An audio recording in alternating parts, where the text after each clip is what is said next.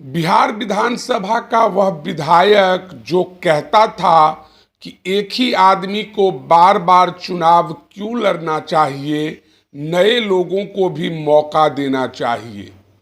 बिहार विधानसभा का वह विधायक जिसने बिहार सरकार द्वारा विधायकों को दी जाने वाली पेंशन को लेने से इसलिए इनकार कर दिया था क्योंकि उनका मानना था कि इस पैसे को खर्च गरीब लोगों पर किया जाना चाहिए।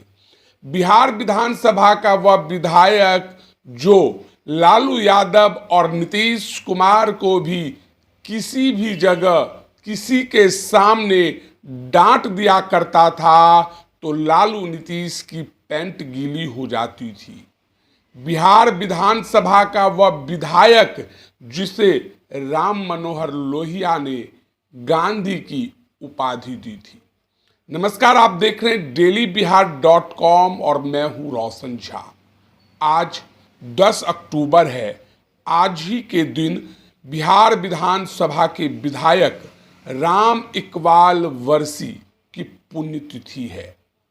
राम इकबाल वर्षी कहने के लिए मात्र एक बार बिहार विधानसभा के विधायक रहे थे, लेकिन उनको जानने वाले, उनको पहचानने वाले लोग कहते हैं कि उनका रुतबा इतना जबरदस्त था, लालू नीतीश भी हाथ जोड़े चुपचाप खड़े रहते थे।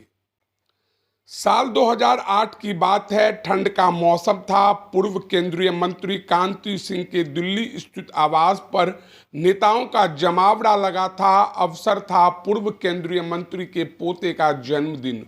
तभी वहां उस वक्त के रेल मंत्री और राजद सुप्रीमो लालू प्रसाद पहुंचते हैं।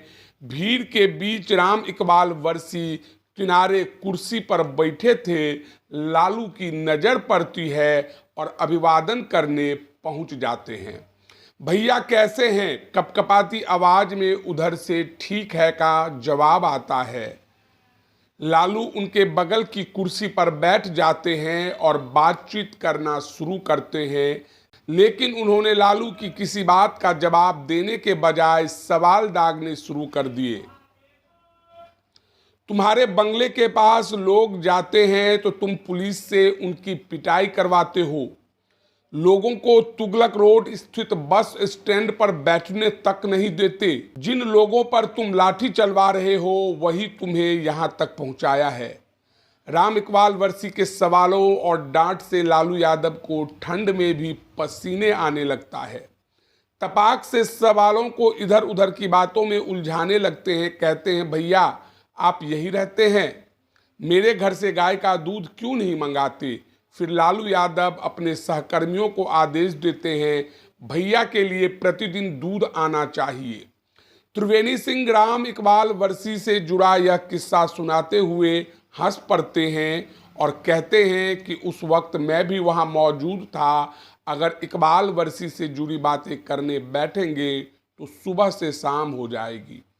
लेखक त्रिवेणी सिंह बताते हैं कि साल 1969 में राम इकबाल वारसी पीरो से संयुक्त सोशलिस्ट पार्टी के पर विधायक चुने गए थे।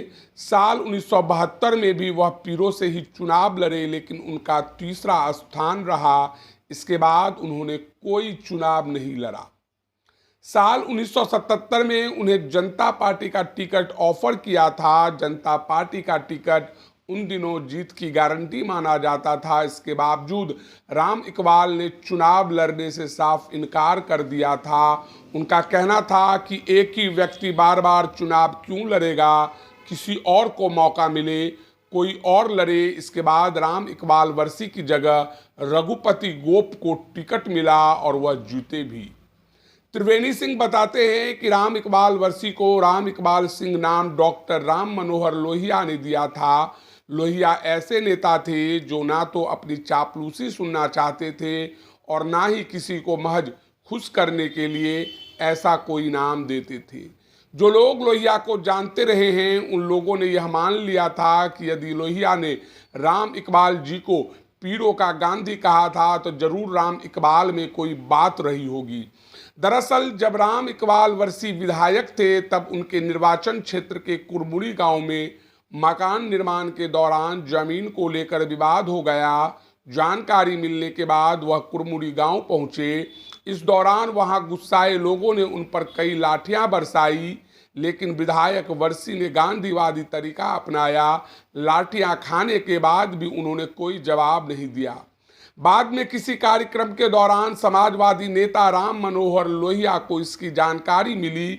तब उन्होंने मंच से राम इकबाल वर्षी को पीरों का गांधी कहा। यह भी एक संयोग है कि राम इकबाल का निधन भी उसी महीने में हुआ जिस महीने में राम मनोहर लोहिया का हुआ था। दोनों ने ही अक्टूबर में दुनिया को अलविदा कहा। इसके जवाब में त्रिवेणी सिंह हंसते हुए बताते हैं कि यह बात साल 1969 की है।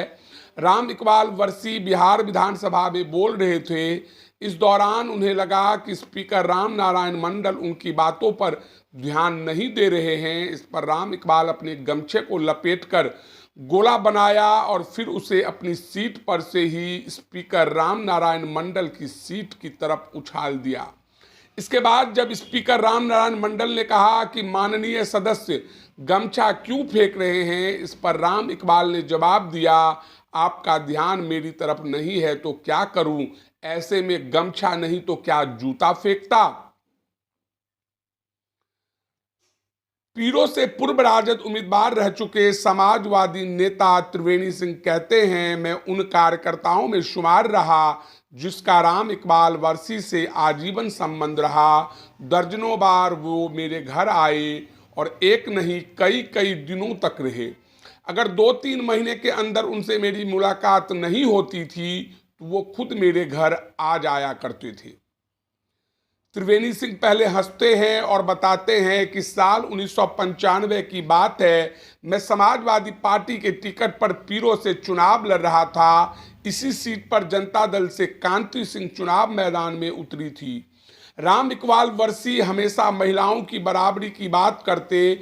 ऐसे में उन्होंने मेरी जगह कांति सिंह के पक्ष में प्रचार किया। इतना ही नहीं, वे मेरे घर भी कांति सिंह के पक्ष में वोट मांगने पहुंच गए थे। उनका मानना था कि कांति सिंह महिला है, इसलिए उनका समर्थन किया जाना चाहिए। फिर लंबी सांस लेते और कहते हैं कि आज की राजनीति यह सब कहाँ ही संभव है।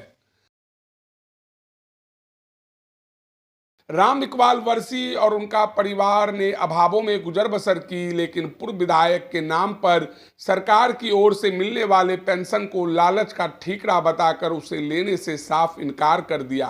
उन्होंने कहा कि सरकार का यह पैसा गरीबों पर खर्च किया जाना चाहिए। तो देखा आपने, जिस बिहार और बिहार की राजनीति को बदनाम किया जाता है, उस बिहार में एक ऐसा भी विधायक था जो उस समय महिलाओं को इसलिए समर्थन देता था कि उनका मानना था कि बिहार विधानसभा में महिलाओं को भी पहुंचना चाहिए और बराबरी का अधिकार मिलना चाहिए।